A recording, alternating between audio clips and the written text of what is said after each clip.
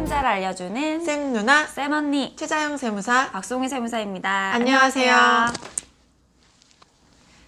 오늘은 저희가 야심차게 준비한 이제 구독자분들이 약간 실전편을 좋아하시더라고요.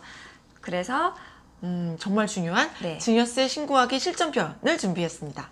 네. 증여세 직접 신고를 할 수 있는 건가요? 네, 할 수 있어요. 증여세 신고하는 방법은 사실 두 가지 정도 있죠. 직접 홈택스로 신고하시는 방법이 있고, 두 번째는 서면으로 신고하시는 방법이 있고, 한 가지 더 있네요. 세 번째, 세무사? 저희한테 맡겨주시는 방법이 있는데요. 네. 근데 이제 현금 증여, 저번 편에도 말씀드렸지만 증여세에서 공제되는 금액이 있어요. 10년마다 이제 공제되는 네. 금액이 있어서 직계존비속은 5천만 원, 받는 사람이 성년자일 경우에 5천만 원, 미성년자는 경우에는 2천만 원, 배우자는 6억. 네. 네, 그렇게 공제가 되기 때문에 이제 그 금액까지 현금으로 이제 네. 증여하는 거는 세금이 없죠. 네, 세금도 없고 사실 현금이기 때문에 증여세는 증여재산을 어떻게 평가할 거냐 이 원칙이 중요한데 현금은 현금이니까 달라질 게 없어요. 네. 그래서 저희가 신고를 직접 하실 수 있도록 네, 어떻게 하는지 전자신고하시는 방법을 오늘 알려드리도록 하겠습니다. 네. 화면을 볼게요. 네. 신고는 홈택스.go.kr에서 하실 수 있어요. 네이버 검색하셔도 되고 직접 주소 치시면 되는데요. 네. 들어가신 다음에 오늘은 이제 박송희 세무사님이 네. 수증자 받는 사람을 기준으로 해서 네. 로그인을 하셔야 되고 그리고 네, 증여세는 납세 의무자, 그러니까 세금을 내야 하는 의무가 있는 사람이 수증자 받는 사람이에요. 네. 그래서 로그인을 받는 사람이 로그인하시고 이때 반드시 공인인증서로 로그인하셔야 돼요. 네. 그래서 홈택스의 공인인증서로 로그인을 이미 해뒀고요. 했죠? 네. 네. 그럼 메인 이 화면이 중에서 딱 나왔네요. 네. 이 중에서 이제 신고 납부라는 게 있어요. 신고 네. 납부를 누르고요. 그러면 되게 다양한 세금 신고를 여기서 할 수 네, 있는데 부가세, 원천세, 종합소득세 여러 가지가 있는데 이 중에서 저희는 증여세를 클릭해 볼게요. 그러면 이렇게 세금 신고할 수 있는 방법이 뜨죠? 네. 일반 증여 신고, 창업자금 있고 증빙서류 제출이 있는데 네. 저희는 현금이니까 일반 증여, 네. 확정신고, 작성. 기한후가 있고 수정이 있네요. 네. 저희는 지금 처음 신고하는 거니까. 네네. 그러면 증여세는 원래 신고 기한이 어떻게 되죠? 신고 기한은 증여를 한 날에 속하는 달의 말일로부터 3개월입니다. 네. 그러니까 9월 안에 증여하시면 9월 말부터 3개월이니까 11, 12, 12월 말일까지 하시면 되는 거죠. 그 안에 하시면 확정신고고 그거 지나간 다음에 하시면 기한후 신고고 그리고 확정신고 했는데 틀렸다. 그래서 다시 해야 된다. 그러면 하면 수정신고 이렇게 하시면 되고요. 네. 그럼 확정신고를 누르겠습니다. 그러면은 증여일자가 오늘로 세팅이 돼 있네요. 저희가 지금 영상 촬영한 날짜가 9월 10일이니까 증여일자는 보통 이제 현금 증여를 하게 되면 입금하는 날이 되는 네. 거죠. 돈을 보낸 날. 네. 네. 보통은 어떻게 증여할 거냐, 현금을 어떻게 줄 거냐, 증여 방법까지도 증여계약서에 작성해야 되고 나중에 저희가 설명드릴 건데 입금된 날짜로 증여가 일어난 걸로 본다가 있고요. 재산에 따라서는 언제가 증여로 볼 거냐가 사실 중요한데 네, 뭐 등기가 넘어가거나 이럴 경우에는 이제 따로 이제 등기 접수일이라든지 이런 게 있는데 이제 현금은 그냥 입금하는 날 기준으로 생각을 하시면 됩니다. 그리고 그럼 이제 재산을 주는 사람, 증여하는 사람이 이제 개인이다. 개인을 클릭하시고 주민번호를 입력하시면 됩니다. 네, 제가 증여할까요? 네. 탭 눌러주세요. 네. 조회 누르면 이제 최 땡땡이 나왔네요. 네, 그리고 이제 받는 사람, 이제 제가 받을 거니까 제 주민번호가 이렇게 떠 있고요. 이제 확인 이렇게 누르면 주소지까지 나오네요. 네, 나오고요.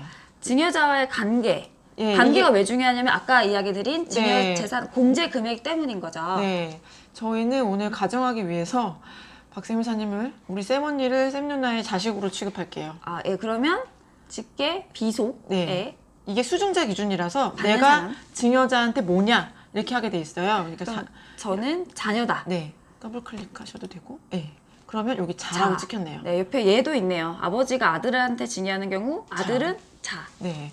그리고 밑에 보면 더 클릭할 게 또 네, 많아요. 있네요. 미성년자인 경우 체크를 해라. 네. 체크를 하는데 그 이유는 이제 공제 금액이 다르죠. 5천이 아니라 2천만 2천만 원. 여기 보면은 미성년자 기준이 기준. 있네요. 만 19세네요. 네, 이게 옛날에 한 2, 3년 전에 민법이 개정되면서 20살에서 19살로 바뀌었어요. 네. 그리고 그리고 비거주자인지 체크를 해라.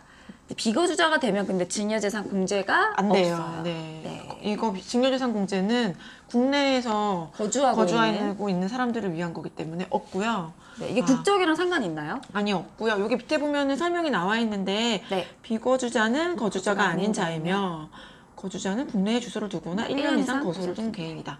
뭐 더 복잡하게 살펴볼 수도 있어요. 뭐 사실관계를 따지게 되어 있는 게 용어들이 있잖아요. 183일 아닌가요, 이제? 여기 아직 안 바뀌었네요. 네. 어쨌든 거주자, 비거주자는 많이 물어보시는데 그냥 참고로 말씀드리면 국적이랑은 상관이 없다.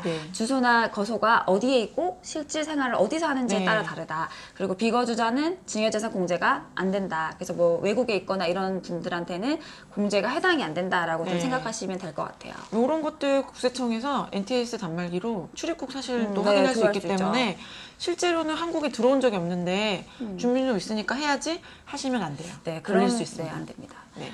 그리고 이제 세대를 건너뛴 증여라는 게 있는데 이거는 뭘까요?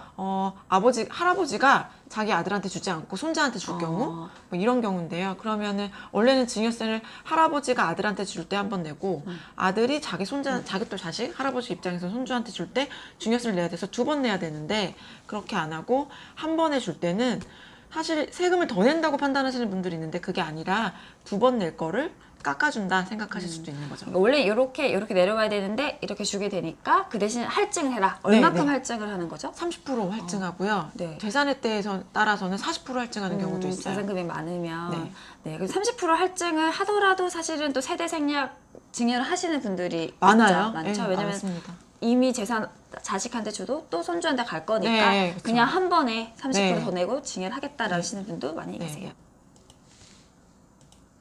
이동합니다. 인적사항을 작성을 했으면 그 다음에 어떤 재산을 증여하느냐, 증여재산에 대해서 입력하는 게 있는데요.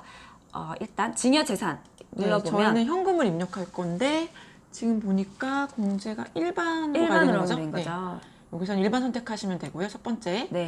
그다음에 증여재산 종류. 토지, 주택, 건물, 전세기 되게 굉장히 많이 있네요. 깨알 같아서 저기 중간에 현금이 있네요. 물가주가 여기 있습니다. 현금 있고요. 그리고 평가 방법은 매매사례가에, 감정가에. 네, 이게 요 평가가 사실 복잡해서 직접 신고하시기 어려운데 현금 같은 경우는 이렇게 딱 현금 등시가 이렇게 되어 있기 때문에 그 얘가 국외 자산이냐? 아니다. 한국에 있는 돈이다. 이렇게 돼 있고 평가 금액은 그럼 5천만 원. 자식이었으니까 5천만 원 할게요. 그래서 여기서 등록을 하나 더 해서 이제 이 재산에 대해서 등록하기. 그럼 밑에 증여재산가액이 5천만 원이 됐네요. 뭐 복잡하게 밑에 보면은 증여재산 가산액 이런 것도 있는데 오늘은 그런 거 하나 없이 첫 번째 증여고 만약에 10년 내에 증여한 게 있었다라고 하면 여기다가 뭐 작성이 되는 거죠. 뭐 옛날에 증여한 게 불려와서. 그리고 여기 증여계약서. 증여계약서는 이렇게 서식이 만약에 따로 있으시면 과세자료 제출해서 스캔본 입력하셔도 되는데요. 저희는 최대한 간단하게 할 거니까 여기서 입력하시면 돼요. 그래서 물건 정보 조회를 하시면 아까 입력한 현금이 뜨게 되고요. 그럼 얘를 선택하고 증여 조건 어떻게 할 거냐? 보통 현금은 이 증여가 있었다는 사실을 입증해야 되니까 그냥 이렇게 제가 박세무사한테 5천만 원 주는 게 아니라 박세무사님 계좌에 5천만 원 놓겠다 이런 게 되는 거니까요. 그런 내용을 여기다 쓰시면 돼요. 그럼 어디 뭐 무슨 계좌에 어디 은행 다림은행 샘누나 은행 샘은행에 은행 뭐 1, 2, 3, 4 계좌에 몇 월 며칠까지 9월 12일에 입금한다. 이렇게 쓰시면 되는 거죠. 그래서 등록하기. 그리고 클릭. 그다음에 저장. 그럼 이제 수록이 됐고요. 증여계약서가 만들어졌습니다. 그다음에 저장된 다음에 이동. 증여계약서까지 다 입력을 했네요. 근데 여기 보니까 지금 저희는 증여재산 공제가 있어서 세금을 안 낼 거라고 예상했는데 막 갑자기 납부세액이 떠 있어요. 여러분들 당황하실 것 같은데 이럴 때는 여기에 증여재산 공제를 직접 입력을 해주셔야 돼요. 증여재산 공제가 아까 배우자, 직계존비속, 그 밖의 친족 이렇게 나뉘어서 있고 직계존비속에 그럼 지금 박세무사님이 저의 자식으로 했기 때문에 5천만 원 입력하시면 되는 거죠. 그럼 밑에가 빵으로 바뀌었네요. 납부세액이 없습니다. 그리고 그렇게 돼서 납부세액이 없는 걸 확인을 하고 저장 후 다음 이동. 그럼 이제 끝났죠? 네. 끝났어요. 여기서 네, 제출하기만 누르시면 되는데요. 네, 저희는, 입력된 내용이 잘 맞는지. 네. 저희는 확인하고. 여기서 제출하기를 눌러버리면 정말 5천만 원 줘야 되기 때문에 제출하기를 아, 네. 안 누를게요. 네, 제출하면 또 이제 삭제하는 것도 절차가 네, 필요하기 복잡- 때문에. 네. 제출하기 누르시면은 정말 신고가 잘 됐는지 또 확인하고 싶으시잖아요. 그 방법까지 알려드릴게요. 네. 하고 나서 신고 내역 네. 여기로 가시면 날짜를 하신 뭐 다음에 조회하시면 조회하시면 여기 밑에 네. 신고 내역이 뜨고요. 여기서 이제 접수증 이런 거 뽑을 수 있죠. 네, 보통은 전자신고 하실 경우에는 접수증이 다 뜨기 때문에 그 접수증으로 아 신고가 잘 됐구나 이렇게 확인하시면 됩니다. 네. 그렇게 해서 미리 이제 증여재산 공제되는 범위 내에서 증여를 미리 하고 뭐 자산을 운용하거나 하시면 굉장히 네. 큰 그렇죠. 저희가 뭐 언제 기회가 되면 설명드릴 일이 또 있을 것 같긴 한데 요즘에는 자녀분들이 태어날 때부터 부모님들이 자녀 명의의 재산을 만들어주고 싶어 하시잖아요. 네. 세법에서 말하고 있는 좀 유의할 사항이 있긴 하지만 잘 고려해서 자녀 명의로 운영을 하시면 네, 완벽한 증여가 될 수 있습니다. 네. 그러면 조금 정리해 볼까요? 오늘 네. 저희가 그 증여세 신고하는 꿀팁 알려드렸는데 실전편으로 알려드렸는데요. 현금 증여하실 경우에는 여러분들 직접 신고해 보시면 되고요. 막상 해보시면은 아마 그 인터넷으로 쇼핑하는 거랑 비슷하죠. 네, 굉장히 편리하게 네. 잘 되어 있어요. 홈택스가 너무 열일하고 있어서 사실 저희로서는 좀 부담스럽긴 하지만 네, 많은 도움 되셨길 바라겠습니다. 네. 지금까지 세금 잘 알려주는 쌤 누나 쌤 언니였습니다. 안녕.